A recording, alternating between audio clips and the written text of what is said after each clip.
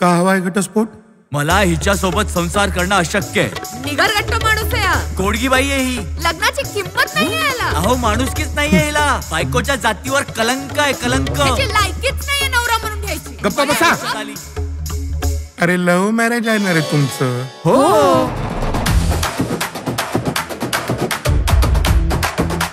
खूप त्रास देणार आहे मी त्याला. त्याचं अख्खं आयुष्य उद्ध्वस्त करून टाकणार आहे. म्हणजे I'm gonna just ruin his life. त्या मीराला नाही रस्त्यावर आणली ना तर नाव बदलून टाक माझं.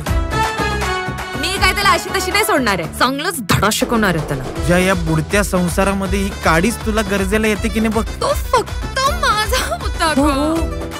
आधीच सांगितलं होतं हा मुलगा काही बरोबर नाहीये म्हणून. इतके दिवस शांत बसले होते ना, आता डोक्यावर पाणी जायला लागलेलं आहे. मी आज तुझा खरा चेहरा बघितलाय ललित. मीरा मी तुला काय सांगते? बोललो होतं आरचं खोटं नाही बोलत. साधीशी वस्तू नाही सांभाळता येते तुला. जीवा भावाची व्यक्ती कशी सांभाळशील? कटाने हे घर घे, हे पैसे घे आणि एकदाचा मला मोकळा श्वास घेऊ दे. प्लीज शांत हो जरा.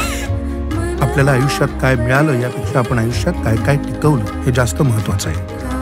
मी तर जिंकूनही हारणार आहे. इथून पुढचा प्रवास मला एकट्यानेच गाठायचा.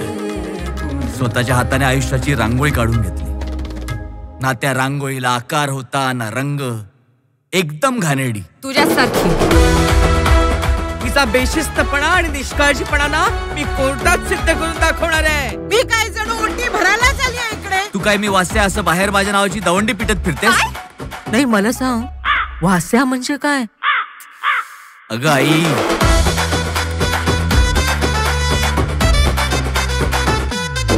मला मोकळं करावं याच्यात. मी वैतागलोय. मला त्याच्यासोबत राहणं अजिबात नाही जमणार आहे. कढीपत्ता माहिती, तुम्ही त्या कढीपत्त्यासारखे. कारण आपल्याला माहिती असतं की या कढीपत्त्यामुळे आपलं जेवण सुवासिक होणार आहे. जेवायला सुरुवात करतात तेव्हा पहिल्यांदा त्या कढीपत्त्याचं पान बाहेर काढतात. ताटातून बाहेरून खारकटतात. कारण त्यांना कढीपत्त्याचा फक्त उपयोग माहिती असतो, त्याचा गुणधर्म माहिती नसतो.